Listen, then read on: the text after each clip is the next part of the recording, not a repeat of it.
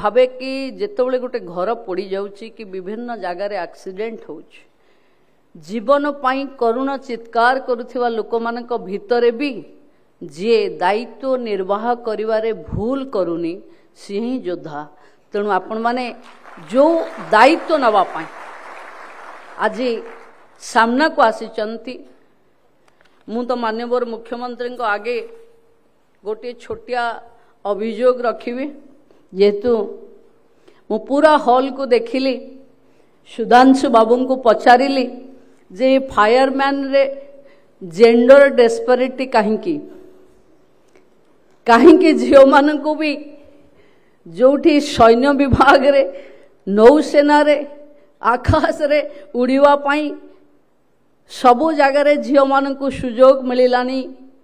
आज फायरमैन टा इच्छाटिया भावे पुओ मान सेवा करिवार सुजोग रहिबा ठीक नुहे। तेणु भावुचे आग को निश्चिंत भावे एथिरे भी आमे झील मान को देखिबा।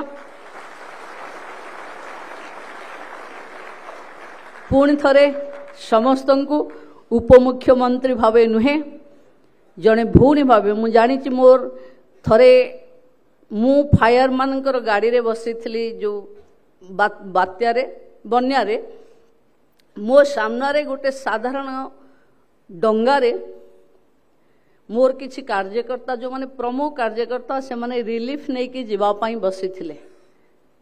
ठीक से ही जगार डंगाटा उल्टी पड़ला। आमे आम डंगारे स्थिर बसीचु साधारण लोकों डंगाटा उल्टी पड़ला। मु देखिली से फायरमैन केवल गोटे आखिरे मते अनेले मु कहली एमती खाली हलई देली तो से आमको छाड़ी जो ढंगरे डेईकरी से बंचेले मो सामना रे आई सैल्यूट रियली सैल्यूट यू कि ये एटीट्यूड ये मानविकता ये मानसिकता जे पर्यंत आम पाखे रहिबो। काली आमे गोटे साधारण पिला थिले आज अग्नि योद्धा हवा काली शह शह लोकंकर जीवन बंचेबा आम पाखे से पैशन अच्छी बोली आमे चाकिर को आसीचे। पुणी थरे समस्तंकर भविष्यत उज्जवल हो।